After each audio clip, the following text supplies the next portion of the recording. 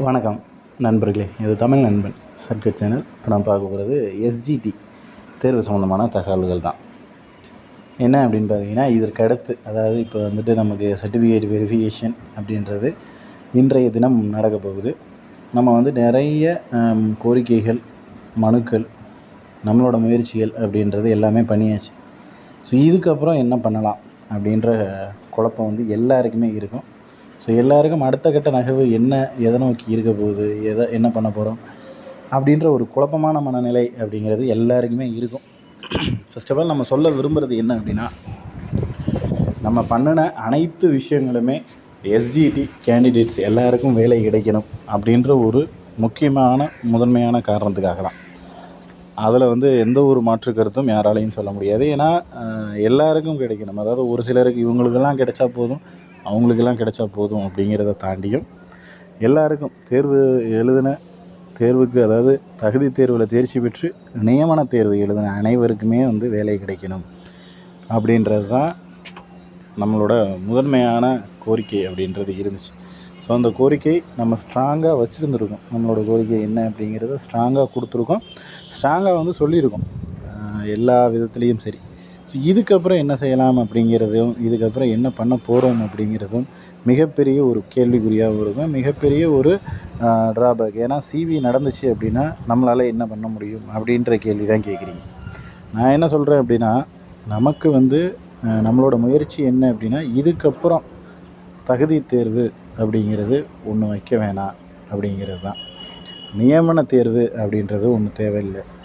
Already தகுதி தேர்வில் தேர்ச்சி பெற்ற தேர்வர்கள் எல்லாருக்கும் வேலை வேண்டும் அப்படிங்கிறது தான். ஏன்னா இதுக்கு முன்னாடியே கிட்டத்தட்ட 2012-13 25 வரையும் 12 ஆண்டுகளாக ஒரு தேர்வு அப்படிங்கிறது நடைபெறலை. ஏன்னா எந்த ஒரு, அதாவது இப்போ டிஎன்பிஎஸ்சி பார்த்திங்கன்னா, ப்ரிலிம்ஸ் எக்ஸாம் வச்சுட்டு மெயின்ஸ் எக்ஸாம்ஸ் வைக்கிறதுக்கு இத்தனை வருடம் காத்திருப்பாங்களா, அந்த மாதிரி தான் இது. அது வந்து தகுதி தேர்வு அப்படிங்கிறது ஒரு ப்ரிலிம்ஸ் எக்ஸாம்ஸ் மாதிரி, அதில் வந்து நியமன தேர்வு அப்படின்றது மெயின்ஸ் எக்ஸாம் மாதிரி. சேம் அதே கான்செப்ட் தான் இதுலேயும், ஒன்றும் பெரிய வித்தியாசம் இல்லை. ஸோ அந்த ஒரு தேர்வுக்கு 12 ஆண்டுகள் அப்படிங்கிறது காத்திருப்பு அப்படிங்கிறது மிகப்பெரிய ஒரு விஷயம். ஏன்னா அந்த அவ்வளோ நாள் காத்திருந்த நபர்களுக்கு நான் என்ன சொல்கிறேன்னா, இதுக்கப்புறம் வரக்கூடிய நாட்களில் மறுபடியும் ஒரு தகுதி தேர்வு வச்சு அவங்கள இது பண்ணி இருக்கக்கூடிய கேண்டிடேட்ஸோட எண்ணிக்கையை அதிகரிக்கிறது பதிலாக, ஆல்ரெடி தகுதியான டீச்சர்ஸ் அப்படின்னு ஒரு 25,000 நபர்கள் இருக்காங்க. ஸோ அந்த 25,000 பேருக்கு வேலை அப்படிங்கிறது வேணும் அப்படின்றத நம்மளுடைய கோரிக்கை. நான் என்ன சொல்கிறேன், சிவி லிஸ்ட்டு நடக்குது, சர்டிஃபிகேட் வெரிஃபிகேஷன் முடிஞ்சு அவங்க போஸ்டிங்கில் ஜாயின் பண்ணுறாங்க. இது எல்லாம் அது வேறங்க, அது தனி. நம்மளோட கோரிக்கை, நம்ம இதுவரைக்கும் பண்ணின கோரிக்கைகளை எல்லாமே முதன்மையாக முன்னிறுத்த வேண்டியது இதுக்கப்புறம் ஒரு தேர்வு வேண்டாம் அப்படிங்கிறத. ஏன்னா இருக்கக்கூடிய ஆசிரியர்களை வேலை கொடுத்துட்டு அதுக்கப்புறம் தேர்வுகள் அப்படின்றது வைக்கலாம் அப்படின்றது நம்மளுடைய கோரிக்கையை எடுத்துகிட்டு போனோம் அப்படின்னா அது வந்து சக்ஸஸ் ஆகும். ஏன்னா இப்போ சிவி விட்டுட்டாங்க அப்படின்னா, சிவி முடிஞ்சுட்டு செலெக்ஷன் லிஸ்ட்டு விட்டுட்டாங்க அப்படின்னா அப்பாயின்மெண்ட் ஆவாங்க அவங்க, அது தனியாக அது போகட்டும். இதில் வந்து நம்ம எந்த ஒரு இன்டர்ஃபைரும் ஆக வேணாம். அதை வந்து எதுவும் கெடுக்கிறோம், இது பண்ணுறோம் அப்படின்ற மாதிரியெல்லாம் எதுவும் பண்ண வேணாம்.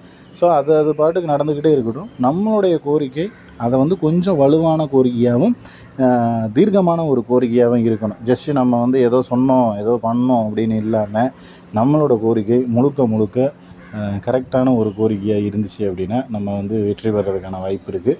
இதுக்கப்புறம் வரக்கூடிய நாட்களில் நம்மளோட கோரிக்கை எந்த மாதிரி இருக்கணும் அப்படின்னா, தகுதி தேர்வில் தேர்ச்சி பெற்ற அனைவருக்கும் வேலை அப்படிங்கிறது வந்து நம்மளோட முதன்மையான கோரிக்கையாக இருக்கணும். அடுத்து வந்து இன்னும் ஒரு தகுதி தேர்வு அப்படிங்கிறது வேண்டாம். ஏன்னா இன்னொரு முறை தகுதி தேர்வு அப்படின்றது வச்சாங்க அப்படின்னா கேண்டிடேட்ஸ் மறுபடியும் எக்ஸஸ் ஆவாங்க. அதாவது இருக்கிற 25,000 பேரை விடவும் இன்னும் அதாவது வருடங்கள் ஆக எந்த ஒரு தேர்வுக்குமே போட்டி போடுறவங்களோட எண்ணிக்கை அதிகரிச்சுக்கிட்டே தாங்க இருக்கும். எந்த காலத்துலேயும் எந்த சூழ்நிலையிலையும் போட்டிகளோட எண்ணிக்கை அப்படிங்கிறது குறையாது. அதனால் மறுபடியும் ஒரு தகுதி தேர்வு வைக்கிறாங்க அப்படின்னா கம்பல்சரி போட்டி அப்படிங்கிறது அதிகமாக தான் இருக்கும். அதனால தான் நம்ம மறுபடியும் வலியுறுத்தி சொல்கிறக்கூடிய ஒரே விஷயம், மறுபடியும் ஒரு தகுதி தேர்வு அப்படிங்கிறது வேணாம். ஆல்ரெடி தகுதி பெற்ற ஆசிரியர்களுக்கு வேலை அப்படிங்கிறது வேணும். நியமன தேர்வு அப்படிங்கிறது இருக்கிற இப்போ அதாவது இப்போ ஒரு 2700 போஸ்டிங் வச்சாங்களா, அதுக்கப்புறம் வேணால் இருக்கிற இந்த 25,000 பேரில் மீதி 2,000 பேர் போனதுக்கப்புறம் மறுபடியும் அதிலேயே ஒரு நியமன தேர்வோ அல்லது வைக்கட்டும். அதை தாண்டி தகுதி தேர்வு வச்சு நியமன தேர்வு அப்படிங்கிறது ரொம்ப கஷ்டமான ஒரு விஷயம். அப்படி இல்லை, இது ரெண்டுமே நடக்காத பட்சத்தில் மேபி வேக்கன்சி இன்க்ரீஸ் பண்ணனாலும் நம்ம வந்து அதை வரவேற்கத்தக்க ஒரு விஷயமாக தான் கருதுகிறோம். ஸோ அதனால் நீங்கள் வந்துட்டு இவ்வளோ நாள் பண்ணினது அப்படிங்கிறது சக்ஸஸ் தான். ரொம்ப லேகிங்காகவும் மன உளைச்சலோடவும் மனச்சோர்வோடவும் அதுக்கப்புறம் என்ன பண்ண போகிறோம் ஒன்றும் தெரியல, அவ்வளோதான் முடிஞ்சது போல் அப்படின்ற மாதிரியான ஒரு மனநிலையில் இல்லாமல் நம்ம அடுத்து என்ன பண்ண போகிறோம், ஸோ இதுதான் பிளான், இதுதான் ஐடியா அப்படிங்கிறது தெரிஞ்சிருச்சு. அந்த ஐடியாவை சக்ஸஸ் பண்ணுறதுக்கான என்ன வழிகளோ அதை நோக்கி முன்னேறி போய்கிட்டே இருக்கணும் அப்படின்றத என்னுடைய பார்வை. ஏன்னா நம்ம வந்துட்டு எந்த ஐடியாவும் இல்லை அப்படின்னா கண்டிப்பாக நம்ம எதுவுமே பண்ணாமல் இருக்கலாம். இதுதான் ஐடியா, இதுதான் ஒரு வழி அப்படிங்கிறது காமிச்சாச்சு. ஸோ இந்த வழியை சக்ஸஸ்ஃபுல்லாக நம்ம வெற்றி அடைகிறதுக்கு என்ன பண்ண முடியுமோ அதை வந்து நம்ம பண்ணலாம் அப்படிங்கிறது தான் என்னுடைய தாழ்மையான வேண்டுகோள். இதுக்கும் சிவி நடக்கிறதுக்கும் செலெக்ஷன் லிஸ்ட் விடுறதுக்கும் அப்பாயின்மெண்ட் ஆர்டர் வாங்குறதுக்கும் எந்த விதமான சம்பந்தமும் இல்லை. அதனால் அங்கே ஒரு விஷயம் நடக்குது அப்படின்னா நம்ம இதில் லேக்கிங் ஆகி நம்ம டவுன் ஆகி நம்ம வந்து அடுத்து எதுவும் பண்ண முடியாது அப்படின்னு மூலையில் முடங்கி உட்கார்றதுக்கான வேலைகளே கிடையாது. அது ஒரு தனி ட்ராக்கில் நடந்துச்சுன்னா நம்ம ஒரு தனி ட்ராக்கில் நம்மளோட கோரிக்கையை வலுவாக முன்னிறுத்தலாம் அப்படிங்கிறது தான் என்னுடைய தாழ்மையான வேண்டுகோள்.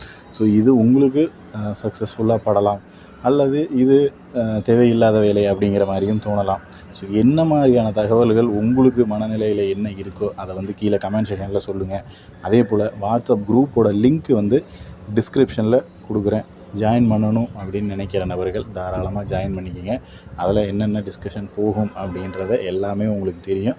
ஸோ அதை டிஸ்கஸ் பண்ணிவிட்டு உங்களுக்கு வந்துட்டு என்ன மனநிலையில் உங்களோட காம்படிட்டிவ் கேண்டிடேட்ஸ் எப்படி இருக்காங்க அப்படின்றதையும் தெரிஞ்சுக்க முடியும். ஸோ அடுத்தடுத்த நகர்வுகள் அப்படிங்கிறது என்ன பண்ணலாம் அப்படின்றதையும் உங்களால் டிஸ்கஸ் பண்ண முடியும். இதில் வேறு ஏதாவது சந்தேகங்கள் இருந்துச்சுனால உங்களுக்கு வேறு ஏதாவது தகவல்கள் இருந்தாலோ கீழே கமெண்ட் செக்ஷனில் கமெண்ட் பண்ணுங்கள். நெக்ஸ்ட் அடுத்த வீடியோவில் பார்க்கலாம். தேங்க்யூ.